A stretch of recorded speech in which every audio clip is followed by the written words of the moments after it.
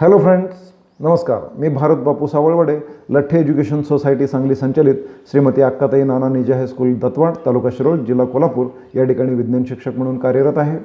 माझ्या या भारत सावळवडे यूट्यूब चॅनलमध्ये मी सर्वांचं स्वागत करतो. आज आपण इयत्ता 9वी विज्ञान आणि तंत्रज्ञान भाग 1 मधील प्रकरण क्रमांक 3 करंट इलेक्ट्रिसिटी म्हणजेच धाराविद्युत यामधील resistors connected in series connection किंवा रोधांची एकसर जोडणी केल्यानंतर काय घडतं याबद्दल माहिती घेणार आहोत. पाहूयात आपण presentation. From the diagram shown here, the three resistors R1, R2 and R3 are connected in series, that is one after another. Okay, and from this point C, there is a wire is connected to the positive terminal of the electric source, and the another terminal of this connection is connected to the negative terminal of the electric source. This wire is coming from positive and is connected to the positive terminal of the ammeter. Again, this same wire is connected to the positive terminal of a voltmeter. Okay, then here one more arrangement or one more correction must be there. Everyone should make this correction. One more voltmeter is to be attached across this resistance R2, and one more voltmeter is to be attached across this R3, and one more voltmeter must be attached across this C and D. Then and then only we can perform the experiment, and then we can have the some observations. Okay, म्हणजे मित्रांनो लक्षात घ्या की या ठिकाणी हे विद्युतधारेचं जे स्रोत आहे या स्रोताच्या धनटोकापासून ॲमीटरच्या धनटोकापर्यंत एक वायर घेतलेली आहे. ॲमीटरच्या ऋणटोकापासून आलेली वायर या विद्युत स्रोताच्या ऋणटोकाशी आणून जोडायची आहे. तशीच या धनटोकापासून निघालेली वायर व्होल्टमीटरच्या धनटोकाशी आणि व्होल्टमीटरच्या ऋणटोकापासून निघालेली वायर विद्युत स्रोताच्या ऋणटोकाशी आणून जोडायची आहे. आणि ज्याप्रमाणे या ठिकाणी R1च्या पॅरललमध्ये किंवा पॅरललच्या समांतर जोडणीमध्ये एक व्होल्टमीटर जोडलेला दाखवलेला आहे, अगदी त्याच पद्धतीनं या ठिकाणी R2च्या समांतर जोडणीमध्ये एक व्होल्टमीटर, R3च्या समांतर जोडणीमध्ये सुद्धा एक व्होल्टमीटर आणि C आणि D यांना जोडलेला एक डायरेक्ट म्हणजे तिन्हींच्या समांतरमध्ये असलेला एक व्होल्टमीटर जोडणं आवश्यक आहे. तरच आपल्याला काही रीडिंग्स मिळणार आहेत आणि त्या रीडिंग्सवरून आपण काही अर्थबोध समजून घेणार आहोत. So let us have a look on the experiment and how the experiment is conducted. If you can see that the ends of the three resistors are connected so that they follow one after another. एका मागोमाग एक एका सरळ रेषेमध्ये त्यांची मांडणी केलेली आहे. That means they are in the single line. These resistors are said to be connected in series. In such an arrangement, the same current will flow through each resistor. प्रत्येक रेझिस्टर मधून जाणारी विद्युतधारा जी काही असेल ती सगळीकडे समानच असेल. The value of current is I and the potential difference across C and D, that means in this voltmeter it will be V. The three resistors R1, R2 and R3 are connected in series in the circuit.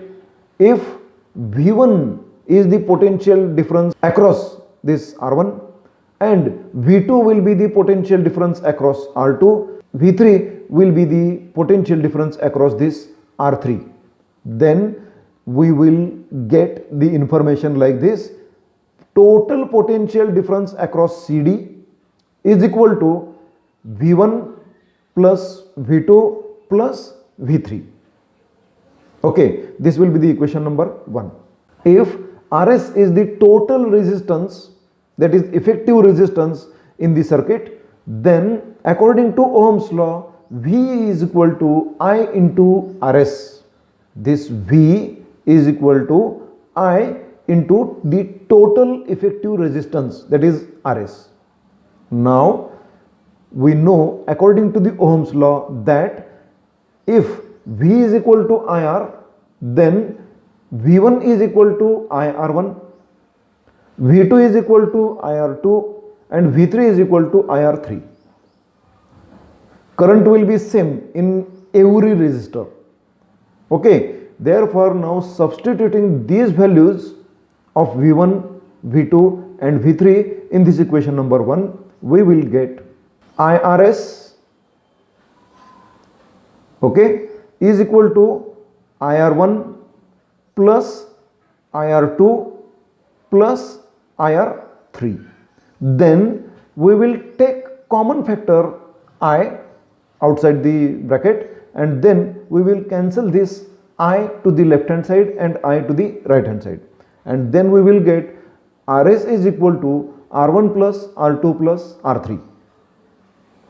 Okay मित्रांनो, या ठिकाणी आपण लक्षात घेऊया की अशा प्रकारची जोडणी पूर्ण झाल्यानंतर एकूण संपूर्ण परिपथामध्ये म्हणजे सी आणि डी या पॉइंटच्या समांतर जोडणीमध्ये जितकं विभवांतर असेल, हे विभवांतर R1च्या समांतर जोडणीमध्ये जो व्होल्टमीटर जोडलेला आहे त्याचं विभवांतर, R2 मध्ये असलेलं विभवांतर, R3 मध्ये असलेलं विभवांतर या सर्वांची बेरीज होईल. आणि ओहमच्या नियमाप्रमाणे आपल्याला माहिती आहे की V is equal to I into R. तर या ठिकाणी V1 म्हणजे IR1, V2 म्हणजे IR2 आणि V3 म्हणजे IR3. ह्या सर्व किमती आपण या सूत्रामध्ये जर घातल्या तर आपल्याला उत्तर काय मिळतं? IRS बरोबर IR1 अधिक IR2 अधिक IR3. या ठिकाणी I हा सामायिक घटक बाजूला काढला आणि डावीकडील I आणि उजवीकडील I घालवून टाकले तर आपल्याला RS बरोबर R1 अधिक R2 अधिक R3 हे सूत्र मिळतं. आणि हेच समीकरण किंवा हेच सूत्र जर n इतके रेझिस्टर्स असतील तर त्यांच्यासाठी RS is equal to R1 plus R2 plus R3 plus dash dash dash plus RN असं सूत्र आपल्याला मिळतं. म्हणजे या ठिकाणी रोधांची बेरीज होते. पाहूयात आपण आणखी या ठिकाणी, if resistors are connected in series the same current will flow through each resistor. प्रत्येक रेझिस्टरमधून जाणारे विद्युतधारेचं प्रमाण सारखंच असेल. The effective resistance of the resistors is equal to the sum of their individual resistors. प्रत्येक रेझिस्टर जो आहे त्यांच्या रेझिस्टन्सेसची बेरीज केली तर येणारा एकूण परिणामी रोध ही त्यांची बेरीज असते. The potential difference between the two extremes of the arrangement is equal to the sum of the potential differences across individual resistors. म्हणजेच V is equal to V1 plus V2 plus V3. The effective resistance is larger than each of the individual resistances. म्हणजे परिणामी रोध जो आहे हा मोठा असेल. प्रत्येक वैयक्तिक जो रोध आहे त्यापेक्षा सर्वांच्यापेक्षा तो मोठा असेल. This arrangement is used to increase the resistance in the circuit. अशा प्रकारची जोडणी जर एखाद्या परिपथामध्ये आपल्याला रोध वाढवायचा असेल आणि रोध वाढवून आपल्याला विद्युतधारेचं प्रमाण कमी करायचं असेल तर त्यासाठी आपल्याला या सिरीज कनेक्शनचा वापर करावा लागतो, म्हणजे एकसर जोडणीचा वापर करावा लागतो. When resistors are connected in series, they are connected one after another. If one of them does not function, एखादा रेझिस्टर जर त्या ठिकाणी काम करायचं बंद करत असेल तर बाकी संपूर्ण परिपथामधील सगळीच्या सगळी विद्युतधारा खंडित होते, म्हणजे सर्किट ब्रेक होतं. And there is no flow of electricity. विद्युतधारा बंद पडते. If two bulbs are connected in series they will both give less light than if they had been connected individually. वैयक्तिक एक एक बल्ब जोडलेला असताना जितका प्रकाश देणार त्यापेक्षा सिरीज कनेक्शनमध्ये त्यांचा प्रकाश कमी पडणार, कारण विद्युतधारेचं प्रमाण कमी होणार आहे.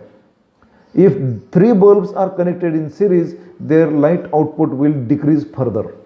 अशाच पद्धतीनं सर्व बल्ब्स जर एकसर जोडणीमध्ये जोडत राहिलो तर प्रत्येक एका बल्बची वाढ झाल्यानंतर त्या सगळ्यांचा प्रकाश कमी कमी कमी होत जाणार आहे.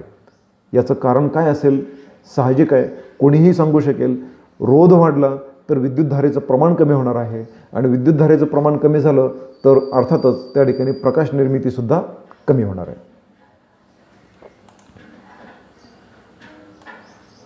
The resistance of some conductors becomes nearly zero if their temperature is decreased up to a certain value which is closed to 0 Kelvin. Kelvin हे तापमान मोजण्याचं एक एकक आहे. हे एकक म्हणजे नेमकं काय आहे? वजा 273.15 अंश सेल्सिअस इतकं ते तापमान आहे. हे निरपेक्ष तापमान असं समजलं जातं. या तापमानापर्यंत एखाद्या वस्तू किंवा एखादं कंडक्टर आपण थंड केला तर तो सुपर कंडक्टर म्हणून काम करतो. आणि अशा सुपर कंडक्टरचा वापर करून आपण आणखी वेगवेगळे काही इलेक्ट्रिक डिव्हाइसेस बनवू शकतो. Some conductors do not obey Ohm's law. Such conductors are called as non ohmic conductors. ओहमचा नियम काही वाहक पाळत नाहीत आणि त्यांना नॉन ओहमिक कंडक्टर्स असं म्हटलं जातं. मित्रांनो, माझं हे मार्गदर्शन आपल्याला आवडलं असेल तर जरूर लाईक करा. उपयुक्त वाटलं असेल तर इतरांसाठी जरूर शेअर करा आणि माझं चॅनल जरूर सबस्क्राईब करा. Stay connected. धन्यवाद.